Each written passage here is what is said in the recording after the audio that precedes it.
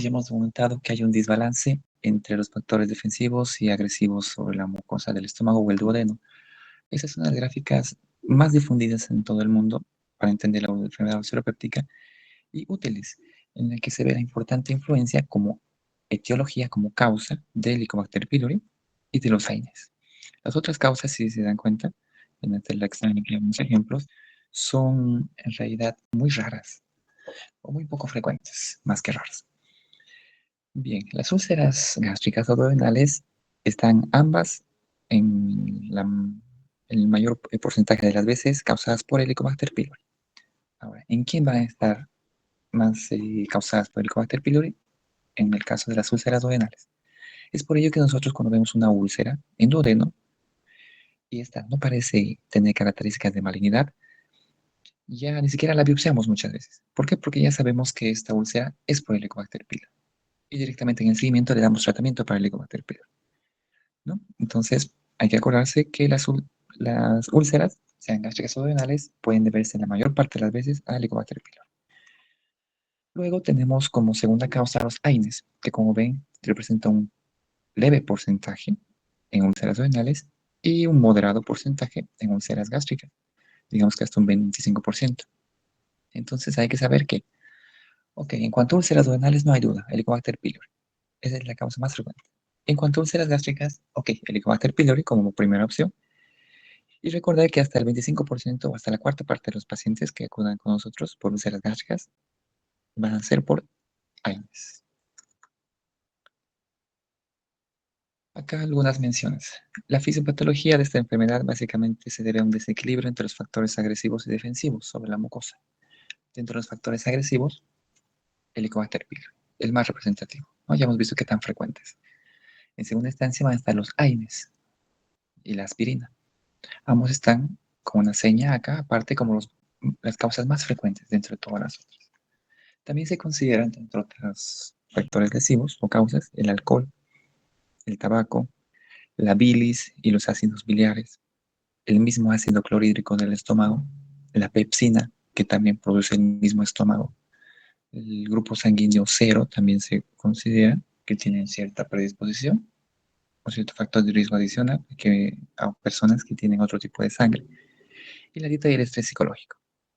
Dentro de los factores defensivos estará la producción de moco, bicarbonato, los fosfolípidos de la membrana, el recambio celular del epitelio, la angiogénesis en la submucosa para ayudar a regenerar. No se olviden que cuanto más irrigado esté un tejido, más rápido es su tiempo de regeneración celular, ¿no? Entonces, que se mantengan, digamos, intactas los vasos sanguíneos o los capilares de la submucosa ayuda a que se regeneren las células dañadas. La red microvascular, las prostaglandinas, particularmente la prostaglandina E2, que inhibe la secreción ácida de las células parietales. Aquí vamos a ir desarrollando uno por uno todos los mencionados. Para empezar, la barrera mucosa, como ustedes entenderán, la producción de moco evita la retrodifusión de hidrógeno. ¿Eso qué significa? El ácido clorhídrico, el ácido, se produce por la presencia de cloro e hidrógeno. Una de las funciones en el estómago, entre las paredes del estómago, es hacer que el hidrógeno endoluminal sea reabsorbido hacia los capilares sanguíneos y, bueno, llevado a la circulación sanguínea. Le quitamos el hidrógeno, le quitamos la posibilidad de que se forme exceso de ácido clorhídrico, ¿no? Entonces, cuando hay gastritis, hay un estímulo de hipersecreción de ácido. Hipersecreción de ácido. Entonces, la barrera mucosa evita algo que haría la gastritis. La gastritis favorecería a que los hidrogeniones que tendrían que ir hacia los capilares se queden en la parte endoluminal. Entonces, la barrera del muco evita que esos hidrogeniones vuelvan a la parte endoluminal, evita la retrodifusión de los hidrogeniones. Hay un concepto que se dice que sin ácido no hay úlcera, pero sin ácido se pierde una de las capacidades fisiológicas del estómago, ¿no? El estómago tiene que producir ácido para poder ayudar a degradar los alimentos y que permitir que posteriormente se absorban, ¿no? Entonces se dice que el nivel de pH del estómago podría incentivar una regeneración innata si es que este fuera mayor a 6,5. Sin embargo, recordemos que el pH del estómago está en un valor de 4, ¿no? Y siempre va a oscilar allí. Entonces, el ácido siempre va a existir. La pepsina. Las células parietales del estómago producen lo que se llama pepsinógeno y de ahí deriva la pepsina, que es una proteasa. Es una hormona que degrada, pero es una enzima que degrada las proteínas, ¿no? Para que posteriormente al degradar las proteínas y lograr los enlaces, lograr romper los enlaces de aminoácidos que forman las proteínas, estos aminoácidos pueden absorberse en el intestino. Estas mismas enzimas, las proteasas, muchas veces cuando se pierden las barreras mucosas y demás, lesionan no solo, bueno, degradan no solo la comida, sino también la capa superficial del epitelio. Los ácidos biliares y lisolecitinas son sustancias de por sí ya tóxicas, más que todo en pacientes que tienen reflujo duodeno gástrico, en las que se aumenta la permeabilidad de la mucosa y favorece esta retrodifusión de hidrogeniones. Ya hemos dicho, los capilares tienden a jalar y llevarse los iones de hidrógeno del estómago, pero en las enfermedades y patologías como la gastritis, el Helicobacter pylori y consumo de AINES, la patología tiende a arrastrar nuevamente en sentido reverso los hidrogeniones de los capilares hacia la parte endurmina. El Helicobacter pylori. Del Helicobacter pylori no vamos a hablar mucho en esta sesión, lo vamos a hablar el día de mañana, solo vamos a mencionar algunos conceptos importantes.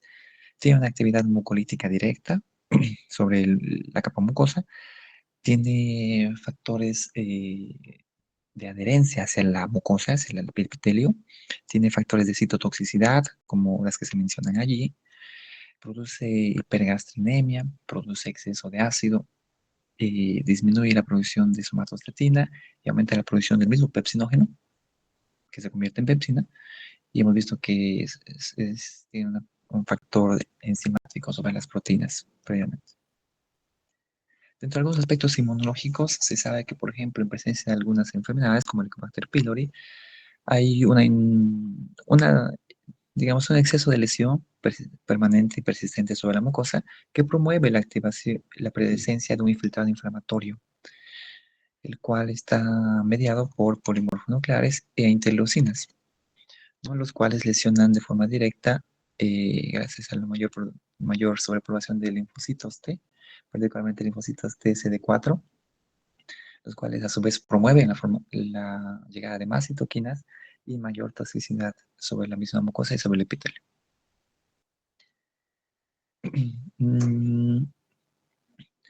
Esta es una mención en relación al Helicobacter pylori, que igual habla de la capacidad de producir ácidos. Se dice que el Helicobacter pylori en el primer momento, sus factores defensivos propios del Helicobacter pylori, crea un medio alcalino en el que en el primer momento, recalco, disminuye el pH, perdón, altera el pH haciéndolo más alcalino, menos ácido. Pero posteriormente, en sentido reverso, viene a producir más gastritis y a disminuir el pH haciéndolo más ácido.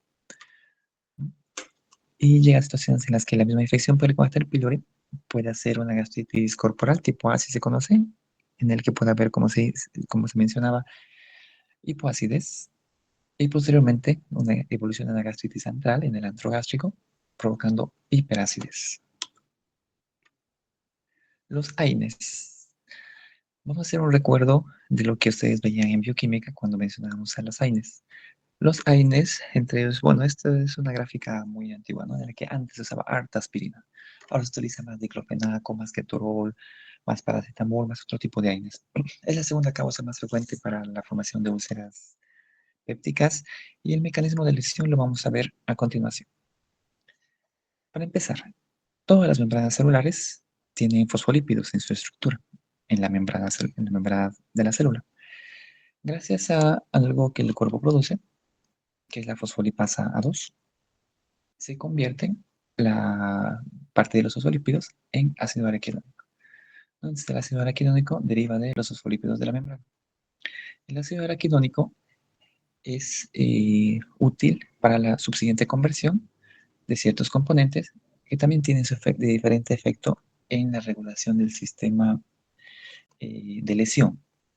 Esto se veía en anatomía patológica. Cuando un órgano se lesiona, la quimiotaxis, es decir, el, la, el mecanismo por el cual se reconoce que algo está lesionado, activa toda esta cascada para que vaya no solo a defenderse la lesión, sino a regenerarse o cicatrizar el sitio de lesión. El ácido araquidónico, gracias a un ciclo, que es la tripoxigenasa, tendría que terminar convirtiéndose en leucotrienos y hacer un efecto. Ok, nos interesa esa parte. El ácido araquidónico, gracias a la ciclooxigenasa, que es una enzima, llegaría a formar tromboxanos, prostaciclinas y prostaglandinas. Estas son las que nos interesan. Sin embargo, cuando uno consume AINES, los AINES inhiben a esta enzima, a la ciclooxigenasa, y evitan la posterior formación de estos tres tipos de derivados, ¿no? En este caso, en particular, nos interesan las prostaglandinas. Es así que cuando uno consume AINES, el inhibir la ciclooxigenasa, por ejemplo, por una vía, la ciclooxigenasa 1, provoca efectos sobre diferentes órganos en cuanto a la carencia de las prostaglandinas, particularmente las del estómago. Y también hay, dice, una vía selectiva en la cual hay un COX-1 y un COX-2, en la que si inhibimos la COX-2, bueno, pues favorecemos la formación de otras situaciones patológicas en el cuerpo. Entonces, la parte que nos interesa aquí es esta, que los AINES inhiben la ciclooxigenasa 1, por tanto inhiben la formación subsecuente de prostaglandina E1 o E2, y disminuyen en los siguientes efectos que vamos a ver: la producción de moco en el estómago y parte de sus otras barreras o mecanismos defensivos. Este es un resumen de lo que hace el Helicobacter pylori y los AINES a nivel de fisiopatología. El Helicobacter pylori, para empezar, promueve la liberación y aparición de citoquinas, lipopolisacáridos, proteínas y enzimas de fase agua. Estas activan la cascada inflamatoria de citoquinas, neutrófilos y linfocitos, provocando un daño permanente de la mucosa y úlceras. Aumenta la secreción de ácido clorhídrico, favorecen la evolución de una célula normal a gastritis y a metaplasia gástrica. Estimula la respuesta inmune del huésped, activando todo este proceso, y reduce la efectividad de los otros mecanismos de defensa, como la barrera de moco. Los AINES lo que hacen es inhibir la síntesis de prostaglandinas. ¿Y en qué repercute esto? En la disminución de la producción de moco, la disminución del flujo sanguíneo sobre el estómago, sobre el duodeno, la disminución de la capacidad del estómago de regenerar sus células dañadas y la disminución de la producción de bicarbonato. Entonces, esos son los efectos que hacen el Helicobacter pylori y los AINES en la formación de úlceras gástricas. Dentro de otros factores, aquí se lo cataloga como defensivos, está el ácido clorhídrico, gracias a su factor defensivo inmunológico o microbiológico, ya que al tener un pH ácido actúa como una función bactericida y evita que muchos de los microorganismos, bacterias y demás logren a provocar infecciones directas sobre el estómago, sobre el intestino o sobre otros órganos. La producción de moco, la capa de moco, básicamente es una capa de gel compuesta de agua, electrolitos, glicoproteínas que recubren la superficie de las células, evitando que cualquier microorganismo o agente o lesión llegue de manera directa hacia la mucosa. Actúa como lubricante, protege a la mucosa de la acción del mismo ácido del estómago, protege a la mucosa de la misma pepsina del estómago, atrapa en su interior a los microorganismos que se hayan ingerido, disminuye o dificulta la retrodifusión de hidrogeniones y también facilita la difusión de bicarbonato de los capilares hacia la luz del estómago. La capa fosfolipídica de moco es la zona más superficial, en realidad, del mismo moco, que confiere una característica de impermeabilidad adicional, en la cual se comporta como una sustancia surfactante que puede bueno, ser destruida por una de las causas que hemos visto, como los AINES, ¿no? U otros detergentes. El mismo epitelio superficial, ya las células del estómago, hacen una cubierta que no solo tiene uniones celulares muy estrechas, sino tiene una alta capacidad de regeneración. Cada 2 a 4 días se han regenerado estas células y por tanto también estimulan el proceso de regeneración o restitución de los lugares que se pueden haber lesionado. La microcirculación. El hecho de que la submucosa del estómago y los capilares estén intactos ayuda a que no solo haya un aporte de oxígeno constante, sino también de nutrientes al mismo estómago, permite a la vez que el exceso de hidrogeniones se vaya eliminando o recaptando hacia los capilares y se lleva a la circulación y se disminuye la capacidad de producir ácido del estómago. Además, se libera bicarbonato en el estómago. Puede haber un efecto de hiperemia secundaria gracias a la microcirculación que a veces lo vemos en la endoscopía, ¿no? Pero no es patológica. La lámina propia, bueno, tiene sus propios componentes, esto vamos a pasar rápido. ¿Qué componentes protectores tiene? Leucocitos, polimorfonucleares, macrófagos. Células plasmáticas, entre ellos los macrófagos o inmunoglobulinas, y los mismos linfocitos intraepiteliales, ¿no? Que también tienen y producen ciertas inmunoglobulinas, como inmunoglobulina A. Las prostaglandinas, ya hemos visto, promueven la renovación celular, aumentan la secreción de moco y bicarbonato, disminuyen la secreción de ácido en el estómago y aumentan el flujo sanguíneo y por tanto evitan la reperfusión del estómago, ¿no? Para ayudar no solo a la regeneración celular, sino a la producción de bicarbonato y todo lo demás. Hay otro factor que se llama, que es el factor de crecimiento epidérmico, el cual inhibe la secreción de ácidos, acelera la renovación celular y mejora la producción de moco y bicarbonato. Dentro de otros factores lesivos se dice que alguna alteración del vaciamiento gástrico o el reflujo duodeno-gástrico de bilis también puede lesionar la capa mucosa de esto. Clínica.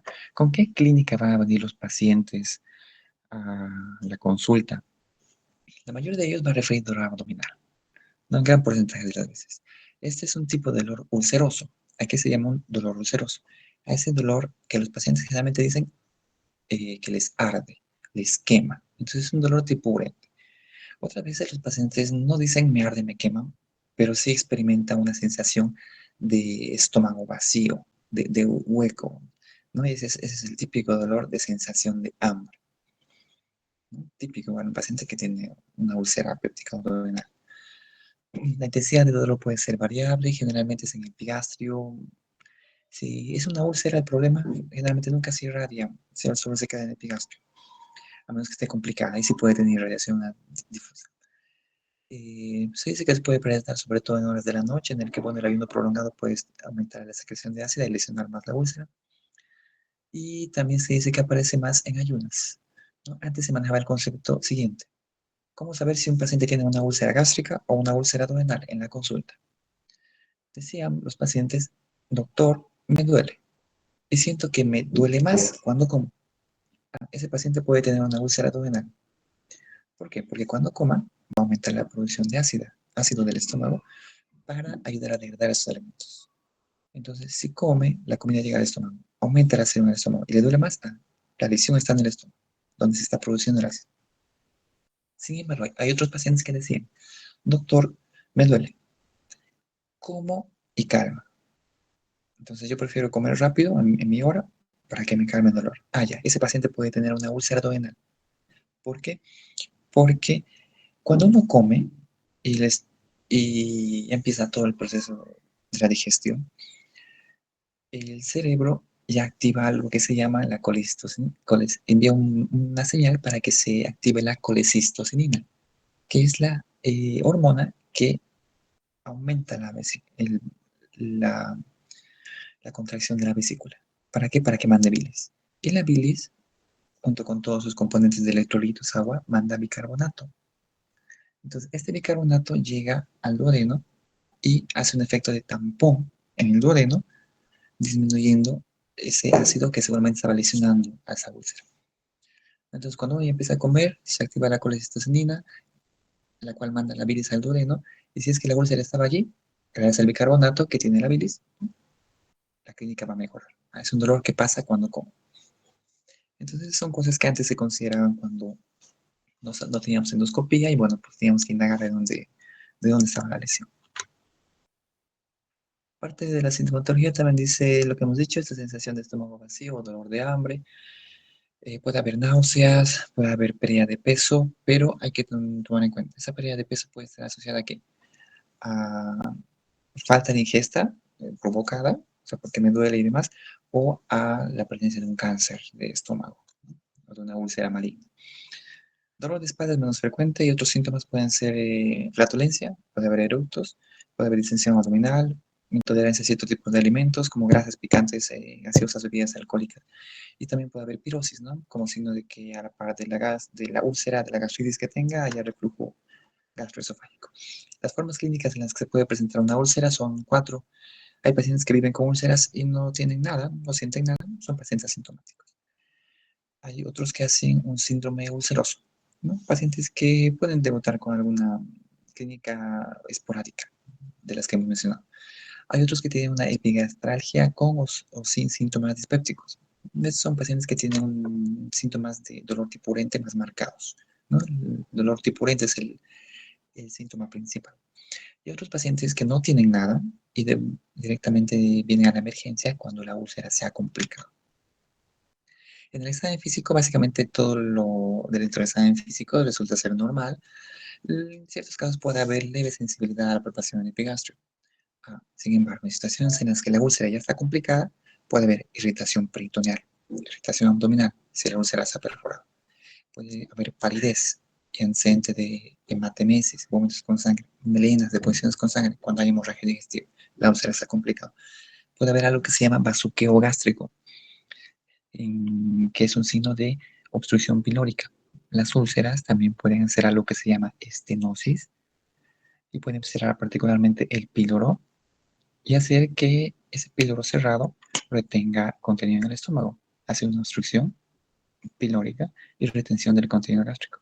Ese bazuqueo, ¿cómo se ve? Básicamente se recuesta al paciente, se pone un esteto encima del epigastrio, se pone toda la palma de la mano sobre el esteto y se agita.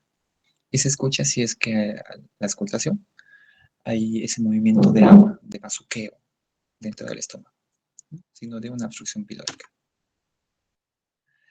Métodos diagnósticos de las úlceras. Primero vamos a ver lo que nos aportaba antes más que ahora la radiología.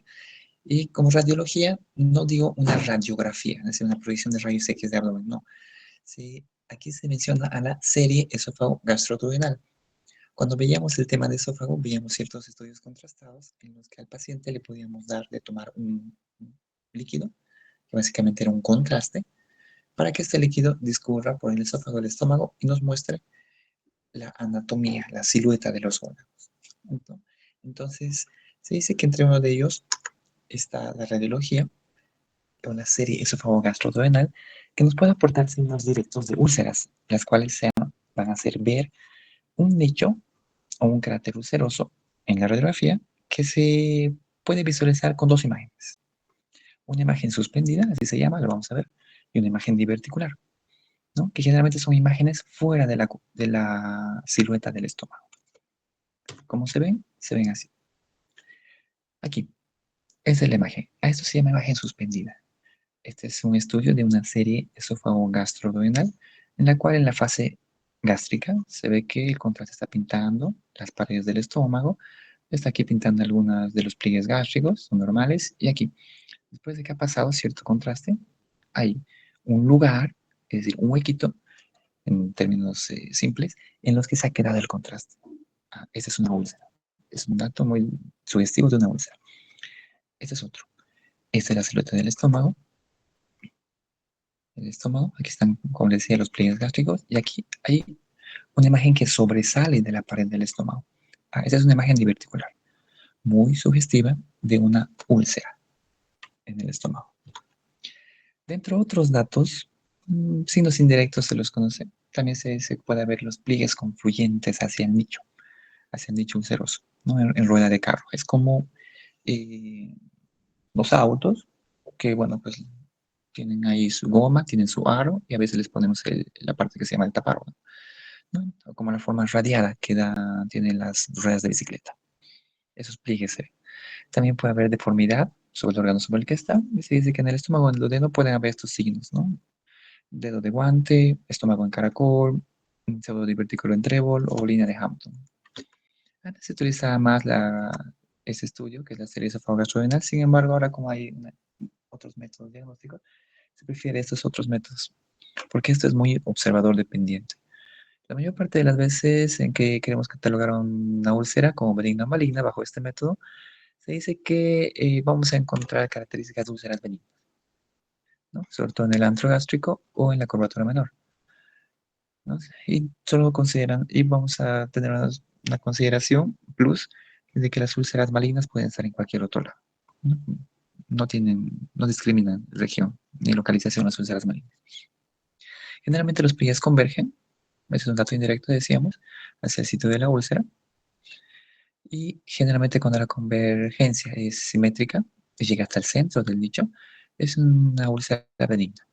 En cambio, si es que la disposición en la arquitectura fuera muy irregular y los pliegues no convergen hasta el centro, hasta el nicho, dice que puede ser más una úlcera maligna.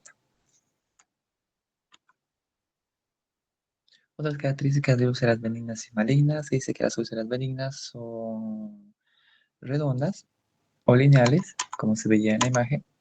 Aquí se ve una retención de contraste bien regular, ¿no? Bien oval, en la que se puede decir que esta úlcera es benigna.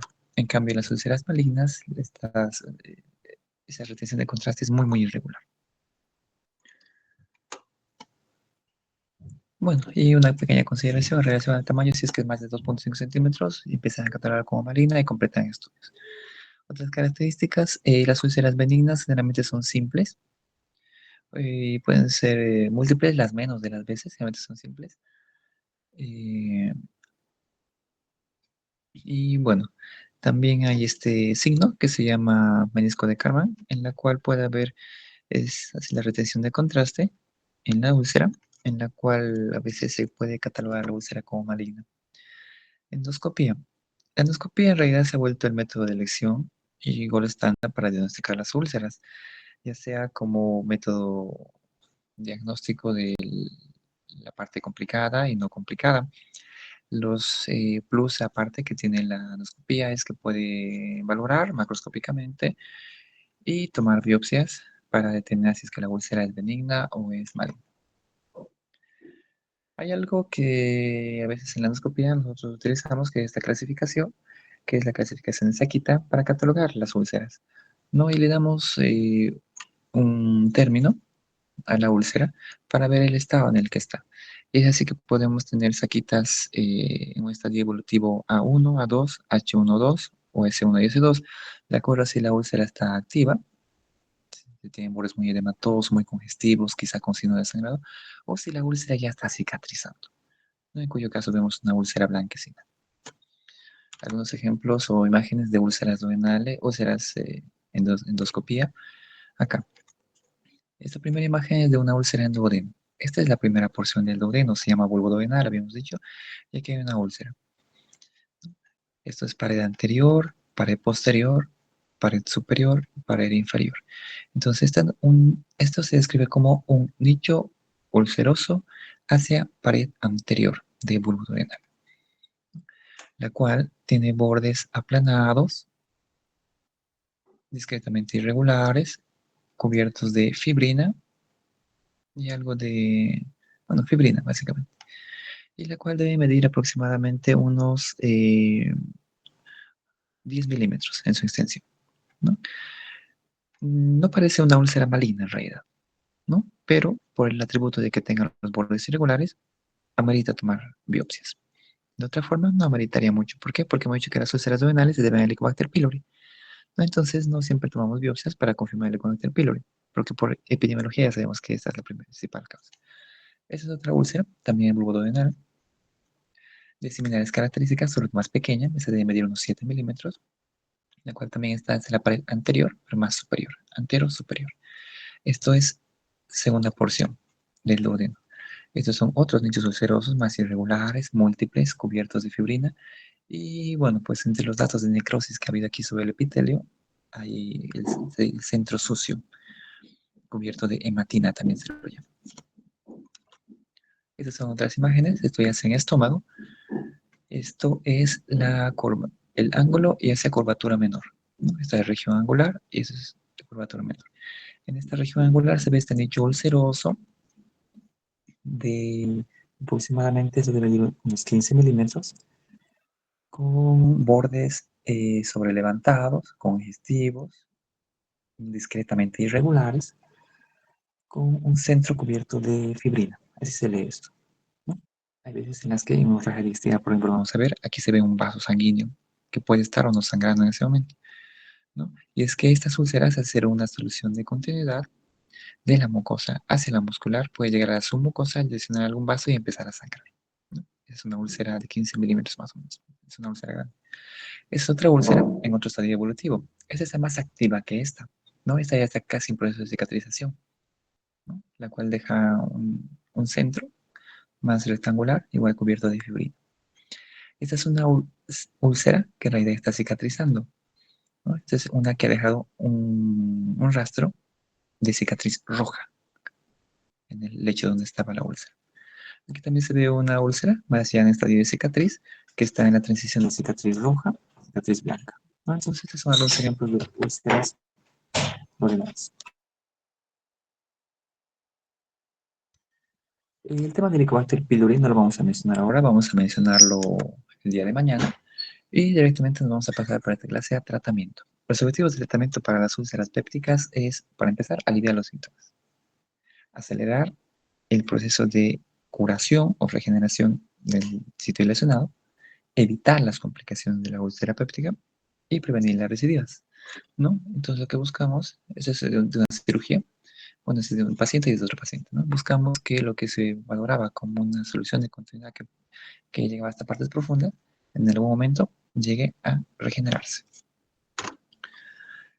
La conducta que tenemos que tener en relación al tratamiento es buscar métodos para inhibir la producción de ácido en el estómago, bloquear en el polo apical, hacer un bloqueo del polo apical de la célula para evitar la mayor producción de ácido, neutralizar el mismo ácido bajo otros métodos, también lo vamos a ver, aumentar la resistencia a la mucosa gástrica y erradicar el Helicobacter pylori. Para inhibir la producción de ácido, ¿qué se puede hacer? Se puede utilizar desde antagonistas colinérgicos, antigastrinas, agonistas de los receptores H2, antagonistas de los receptores H2, como la ranitidina. Todos estos son, como esta es una clase teórica, parte de las menciones teóricas que se saben, ¿no? No sería lo primero que tengamos que elegir si es que un paciente viene con úlcera, ¿no? Pero son lo que teóricamente está disponible, ¿no? De entre ellos, la ranitidina es uno de los más usados si es que vamos a usar este tipo de opción terapéutica. Estos son los medicamentos más recomendados. Unos que busquen el bloqueo apical de las células usando los inhibidores del bomba de protón. Entre ellos el omeprazol, el más difundido, y los otros que están ahí con sus dosis correspondientes. Esta es una parte muy importante que recalco, y vamos a recalcarlo más en el tema de gastritis. Se tienen que ejecutar de esta manera. A veces los médicos generales, incluso otros médicos, ya con especialidad, derivan al gastroenterólogo pacientes con gastritis, con úlceras, con ERGE y otras cosas, por quizá no tener claro los conceptos en el momento del tratamiento. Y es que tratar gastritis, úlceras y úlceras no complicadas y ERGE no es algo que bien nos corresponde a la especialidad, que bien lo podríamos hacer, pero no es algo imprescindible muchas veces para nosotros. ¿En qué repercute esto? Que nos deriven muchos pacientes, repercute en que se sature el sistema de salud, ¿no? Entonces hay que evitar eso. El tratamiento es el siguiente. Dar un IPP, por ejemplo, omeprazol, que viene en dosis de 20 o 40 miligramos vía oral, a una doble dosis. ¿Doble dosis qué significa? Dar el medicamento cada 12 horas. Y dar este medicamento en esta frecuencia por este tiempo. Si se trata de una úlcera gástrica, dar omeprazol a 20 o 40 miligramos cada 12 horas por 6 a 8 semanas. Y si se trata de una úlcera duodenal, lo correcto es dar omeprazol a 20 o 40 miligramos por 4 semanas. ¿Por qué aquí más tiempo? ¿Por qué aquí menos tiempo? La pregunta, ¿dónde se produce el ácido? En el estómago. Entonces, ¿qué lesión va a tender a tardar más en regenerar? A la del estómago. Es por eso que le damos por más tiempo. Muchas veces en que los pacientes vienen con múltiples úlceras, la dosis recomendada en relación a estos dos es 40 miligramos. Si bien se puede dar 20 o 40, en pacientes que requieran un manejo intensivo de su clínica o de los hallazgos endoscópicos por úlceras múltiples, pueden responder muy bien a 40 miligramos cada 12 horas por 6 a 8 semanas si se trata de una úlcera gástrica. Otras cosas que se pueden utilizar son los neutralizantes del contenido ácido, entre ellos el famoso hidróxido de aluminio, magnesio, carbonato cálcico o magaldrato. Todos estos generalmente vienen por vía oral. Algunos de ellos vienen en una tableta masticable. Otros son estos que aumentan la resistencia de la mucosa, como bueno, el misoprostol que antes se daba, ahora ya no es un medicamento de elección, el sucralfato, que sí es uno de los medicamentos de elección, y el bismuto, ¿no? Los cuales ahora tienen, son los más recomendados, el sucralfato y el bismuto, en su presentación por vía oral, en tabletas o igual en suspensión, jarabe suspensión. El Helicobacter pylori, vamos a mencionarlo mañana, hemos dicho. Hoy solo vamos a hacer mención a que sí hay que tratar el Helicobacter pylori para ayudar al tratamiento de las úlceras. Y dentro de otros conceptos generales, en cuanto a medidas generales, hay que tratar de corregir la dieta en los pacientes. La dieta no tiene un factor determinante, es decir, si no corregimos la dieta no nos va a curar, no. Lo mejor es la adherencia a los medicamentos, pero sin una adecuada corrección de la dieta no se va a lograr tampoco quitar parte de los otros estímulos lesivos sobre la mucosa o sobre el duodeno. Entonces hay que modificar la dieta. A la vez que hay que quitar el tabaco y el alcohol. Sí o sí. Sin estos son muy perjudiciales en la regeneración del tejido. Y hay que tratar de quitar los AINES. O de por lo menos, si no se va a poder quitar, utilizar los AINES COX-2 selectivos, ¿no? Estos que inhiban el otro ciclo de la ciclooxigenasa y no el ciclo de las prostaglandinas. También en cuanto a la elección del medicamento, algunas menciones. ¿Qué utilizar? Usar un antagonista H2, es la redentina o omeprazol. Ya hemos dicho, es mejor un IBP, es mejor usar un omeprazol. La asociación con los antiácidos mejora los síntomas, es decir, asociar el IBP con, por ejemplo, bismuto o el IBP con sucralfato y a la par erradicar el Helicobacter pylori. Entonces, cuando consideremos el tratamiento de las úlceras gástricas o duodenales, hagamos esas tres cosas. Usemos un IBP en la dosis correcta, asociemos a un antiácido, puede ser sucralfato o bismuto, y erradiquemos el Helicobacter pylori. ¿Qué tiempo tiene que durar el tratamiento? Bueno, eso ya lo hemos mencionado.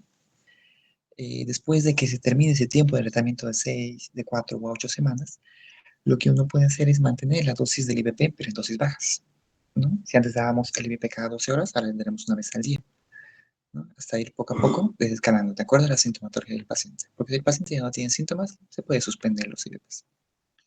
Después podemos ver un método de erradicación del Helicobacter pylori. Después de haber dado los medicamentos para tratar la bacteria, podemos hacer un método para ver si la hemos eliminado. Y encontrar el control evolutivo siempre en la clínica. Siempre hay que ver cómo está clínicamente el paciente. Y ver si es que la clínica ha mejorado, si es que no tiene, está empeorando, y si es que no puede, sobre todo velar si es que no hay datos que sugieran malignidad, como pérdida de peso, mayor intolerancia oral, mayor dolor y demás. Y en cuanto a la endoscopía no es, la endoscopía de control no siempre es necesaria. Y solo va a ser de indicación cuando el paciente no mejore en su clínica o cuando haya sospecha de que la úlcera que se ha visto en la evaluación previa, en la primera evaluación, haya tenido datos de malignidad. Si es que esa úlcera ya tenía sospecha de malignidad por ser de bordes irregulares, muy infiltrativa, de gran tamaño y demás, ok, le damos el tratamiento médico, IBPs, antiácidos, y le dedicamos el Helicobacter pylori, y ahí después de haber terminado este tiempo de tratamiento, de 4, 6, 8 semanas, le hacemos otra endoscopia. Complicaciones de la enfermedad ulceropéptica. La enfermedad ulceropéptica puede tener 4 tipos de complicaciones, entre las cuales está, para empezar, la hemorragia digestiva. Hemorragia digestiva. La perforación. Una úlcera, al ser más profunda, en su solución de continuidad, puede llegar a perforar esa cavidad abdominal. La penetración, que es otra complicación, la estenosis y a lo que se llama úlcera refractaria al tratamiento. En cuanto a hemorragia digestiva, no lo vamos a abordar ahora, solo vamos a mencionarlo. Vamos a abordar el día jueves. Pero las úlceras, una vez que aumentan en su lesión y en su solución de continuidad hacia capas profundas, pueden llegar a ser a su mucosa, donde están los capilares o donde puede estar una arteria de gran calibre y sangrar. Estenosis. Cuando las úlceras son prepilóricas, sobre todo, o en duodeno, en bulbo duodenal, en la primera porción del duodeno, pueden tender a no solo a iniciar el proceso inflamatorio, sino a promover la formación o sobreproducción de fibras de colágeno y de fibroblastos, ¿no? Más cuando le damos tratamiento. El cuerpo, al intentar regenerar el tejido, lo que hace es producir fibras de colágeno que en su proceso de cicatrización, al tratarse de un conducto de menor calibre, puede tender a cerrar en la retracción cicatricial el lumen de esa región, ya sea del píloro, que es la más frecuente, o del bulbo duodenal, ¿no? Entonces, es el efecto producto de la cicatrización, efecto de retracción, que se crea sobre el píloro o sobre el duodeno cuando la úlcera se complica con una estenosis, ¿no? En cuyo caso se va a llamar estenosis péptica. La frecuencia va entre el 5% de las personas, más que todo en varones. La clínica viene acompañada de este efecto, que se cierra el píloro, no se vacía el estómago.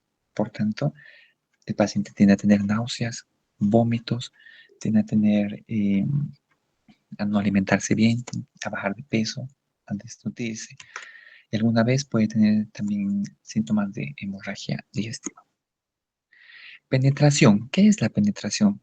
Es algo muy difícil de descubrir en el examen físico. Y es que cuando la úlcera, en su solución de continuidad, llega hasta los lugares más profundos del estómago y llega a perforar el estómago, y esa perforación es en una región que está hacia el peritoneo, es decir, hacia cavidad abdominal, se va a perforar.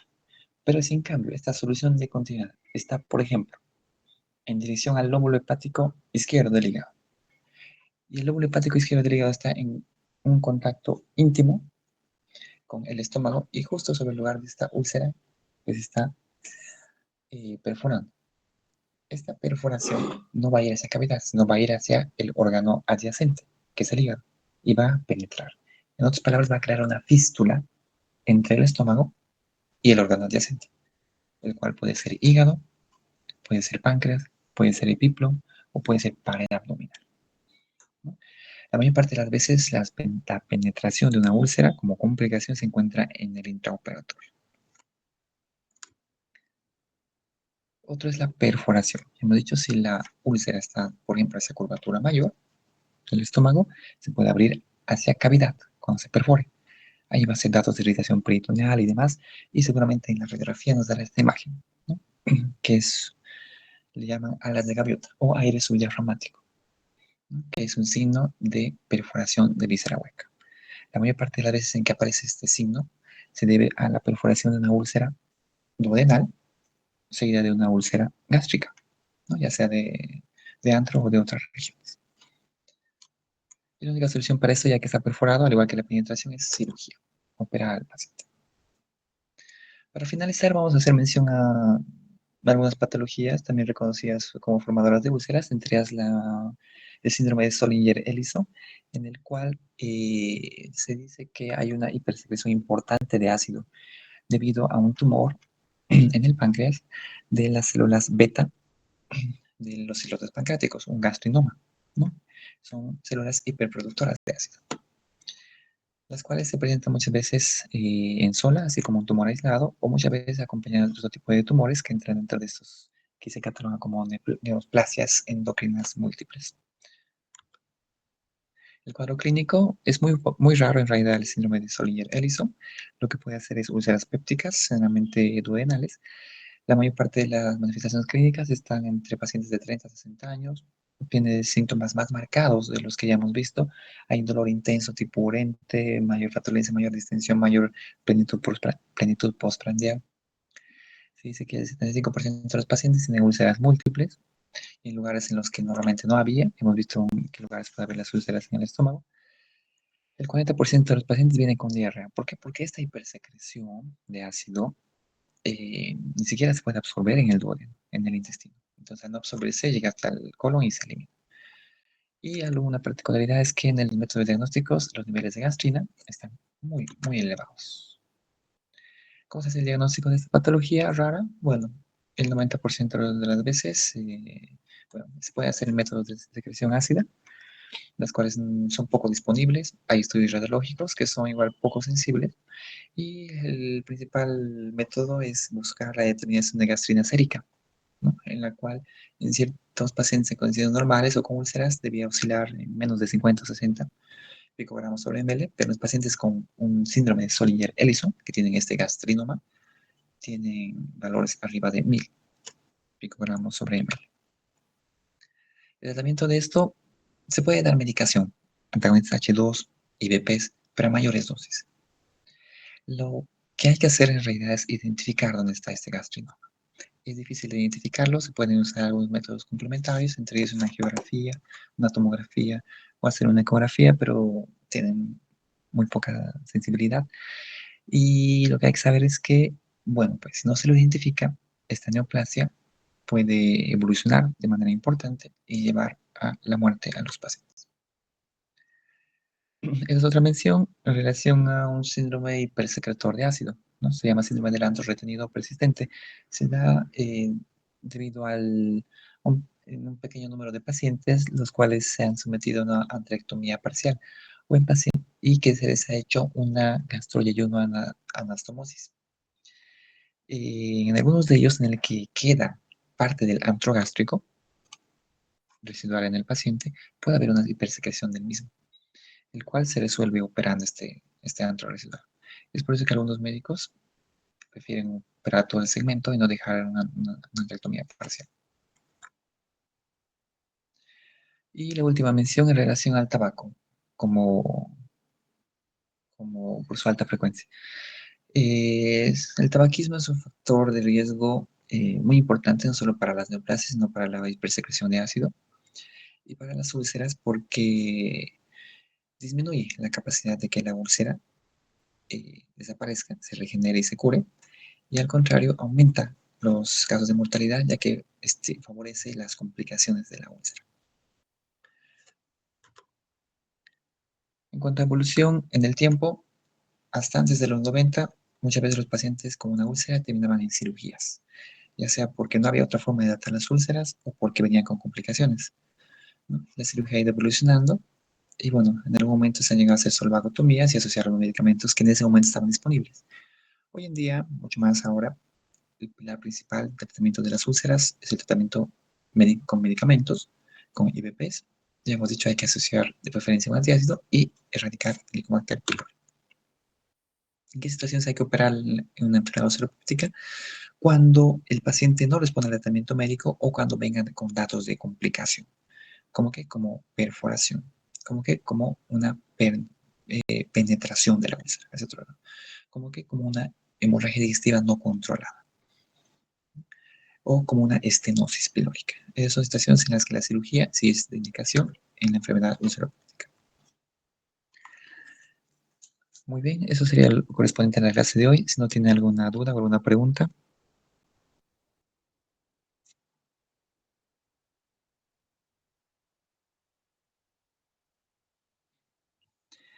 Bien, eso sería todo entonces. El día de mañana vemos el tema de gastritis y Helicobacter pylori.